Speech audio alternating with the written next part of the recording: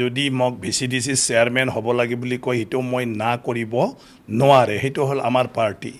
ডাঙৰটো আপুনি কৈছে সেইটো ভাল কথা কিন্তু কালিৰ পৰা দলৰ দায়িত্ব লৈ কাম কৰক আৰু MLA স্পিকাৰ হ'ব নালাগে সেইটো মই মানিব লাগিব গতিকে বিজেপি দলটো হ'ল তেনেকুৱা ধৰণৰ দল কাৰণ ইয়াৰ মানে কি কয় আপোনাৰ হাই কমাণ্ড এই হাই কমাণ্ড বিলাক অকল ৰাজ্যতে মাত্ৰ নহয় এটো ৰাষ্ট্ৰীয় প্ৰেক্ষাপটটো চাই কোন ব্যক্তি কেতিয়া কত কি দায়িত্ব দিব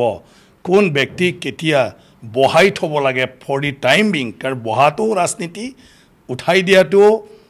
ৰাজনীতি এটা মোৰ পাল্লা কত পৰিব এটাতো ভগৱানহে জানে মানে নহয় যে দীপেন বড়ো বেচেৰা তেওঁ বড়ো জাতিৰ কাৰণে কাম কৰিছে তেওঁ নিউট্ৰেল হে ৰাজনৈতিক ব্যক্তি নহয় যিসকলে ৰাজনৈতিক ব্যক্তি নহয় তেওঁলোকে ৰাজনৈতিক ব্যক্তিসকলক তেনেকৈ আশা কৰে যে তেওঁলোকে কাজিয়া কৰিব নালাগে তেওঁলোকে একত্ৰিত হ'ব লাগে তেওঁলোকে জনগণৰ কাম কৰিব লাগে কিন্তু যিবিলাকে ৰাজনীতি কৰে এই ৰাজনীতি কৰাবিলাক সবৰৰে এটা উদ্দেশ্য থাকে নিজৰ এটা MLA হোৱাৰ সপোন যাৰ আছে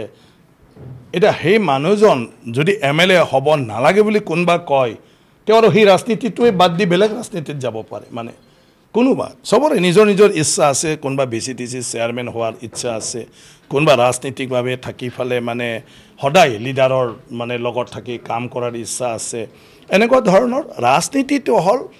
এটো নিউট্ৰেল হ'ব নোৱাৰে আৰু ৰাজনীতিটো সন্যাসী নহয়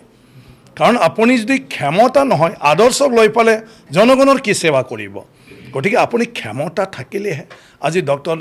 মানে হিমন্ত বিশ্ব শৰ্মা ডাঙৰীয়াৰ নেতৃত্বত আজি অসমত বিজেপি দলৰ প্ৰত্যেকজন কৰ্মকৰ্তাই গৌৰৱৰে আজি ঘূৰি আছে কাম কৰি আছে কিহৰ কাৰণে যে ইয়াত আজি মানে আপোনাৰ ভাৰতীয় জনতা পাৰ্টিৰ দলে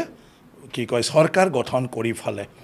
ইয়াত এই ৰাজ্যখনৰ আগুৱাই লৈ যোৱাৰ পলিচি নিজৰ ইচ্ছামতে কৰিব পাৰিছে